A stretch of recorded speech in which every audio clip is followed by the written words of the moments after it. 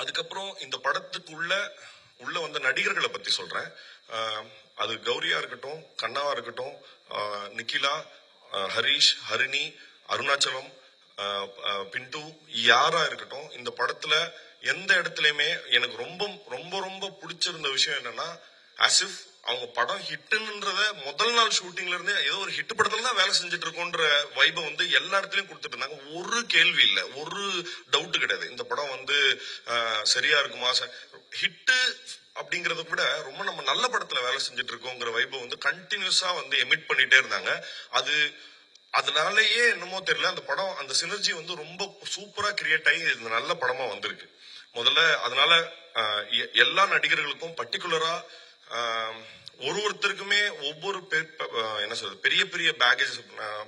கௌரி பத்தி நான் 2-3 விஷயம் மட்டும் சொல்லிடுறேன். நான் கூடுமான வரைக்கும் நான் கௌரி அதை பத்தி சொல்ல வேண்டாமா அப்படின்றது எனக்கு தெரியாம இருந்து. பட் சின்ஸ் அவங்க பேசிட்டதுனால நான் இது பேசலாம்னு நினைக்கிறேன். அவங்க பட்ட கஷ்டம் இந்த படத்துக்கு மென்டலி ஆர் பிசிக்கலி ரொம்ப ரொம்ப ரொம்ப tough. Because from the conditions அவங்க இருந்த அந்த சமயத்துல அவங்க இருந்த கண்டிஷன்ஸ்க்கு அவங்க அது எல்லாத்தையும் மறந்துட்டு எப்படி அவ்வளோ பெரிய என்ன சொல்றது எவ்வளவு மனோபலம் இருந்ததுங்கிறத நினைச்சு பார்க்கவே எனக்கு வந்து பயங்கர ஆச்சரியமா இருக்கு. கௌரி, நாங்க உண்மையாலுமே நான் இது சொன்ன மாதிரிதான், we are really really proud that நீங்க வந்து உங்களை நினைச்சு நாங்க உண்மையாலுமே ரொம்ப பெருமைப்படுறோம். நீங்க எவ்வளவு விஷயத்தை தாண்டி வந்து இந்த படத்தை பண்ணீங்கிறது.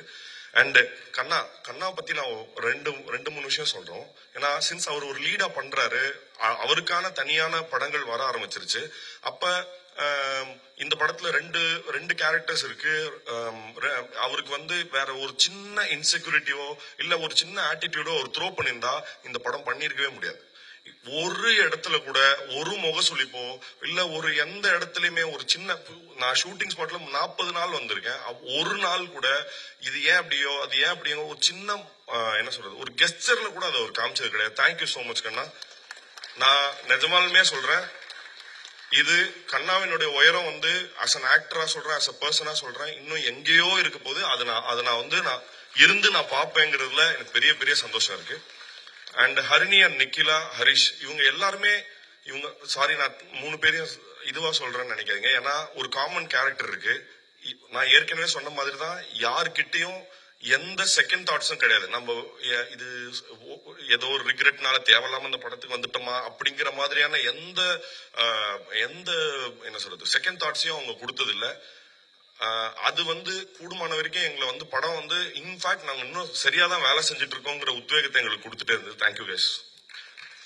இந்த படத்தினுடைய டெக்னிக்கல் டீம் பத்தி டக்குன்னு ஏன் சீக்கிரமா என்னால சொல்ல முடியும்னா, ஏன் என்னால சீக்கிரமா பேச முடியும்னா, அது அந்த டெக்னிக்கல் டீம்ல யாருமே பேச மாட்டாங்க.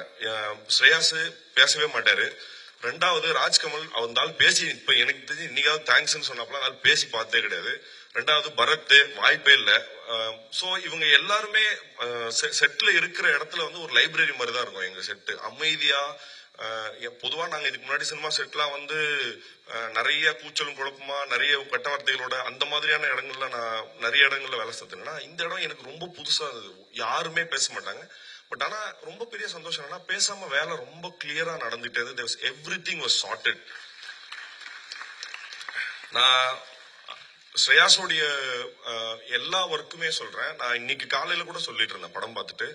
அவரு என்ன சொல்றது கூடுமான வரைக்கும் அவரு பெர்ஃபார்மன்ஸை கேப்சர் பண்ணுங்கிற இடத்துல மட்டும்தான் இருந்தாரே தவிர்த்து, இந்த இடத்துல லைட் நல்லா இருக்கு, இந்த இடத்துல அவருடைய பர்டிகுலரா தன்னோட சினிமோட்டோகிராஃபி வந்து ஸ்கிரிப்ட ஆர் பெர்ஃபார்மன்ஸஸ் ஓவர் ஷேடோ பண்ணிடக்கூடாதுங்கிறதுல ரொம்ப கவனமா இருந்தாரு. Thank you so much. இந்த ஸ்கிரிப்டோடைய ரொம்ப இதோடைய ஹைப்பர் சென்சிட்டிவிட்டியை புரிஞ்சுக்கிட்டதுக்காக ரொம்ப ரொம்ப தேங்க்ஸ் ஸ்ரேயாஸ். அப்புறம் பரத் வந்து எங்களுக்கு 2வது அசோசியேஷன் குட் நைட் பண்ணியிருந்தாரு.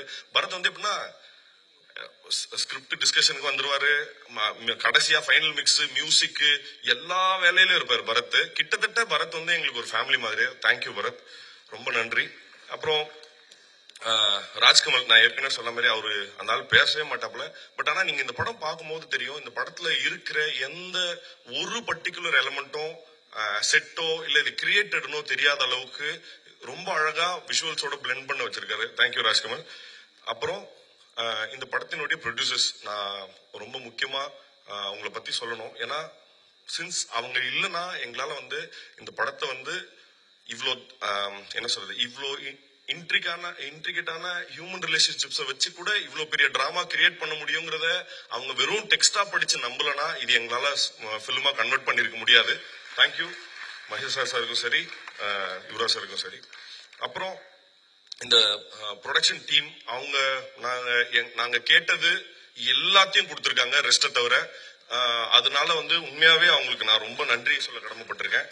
அப்புறம் எனக்கு என்னன்னா சீஃப் டெக்னீஷியன்ஸ் சொல்லிட்டதுனால நான் அவங்களுடைய அசிஸ்டன்ஸை சொல்லலைங்கிறதுக்கு அப்படி அர்த்தம் கிடையாது.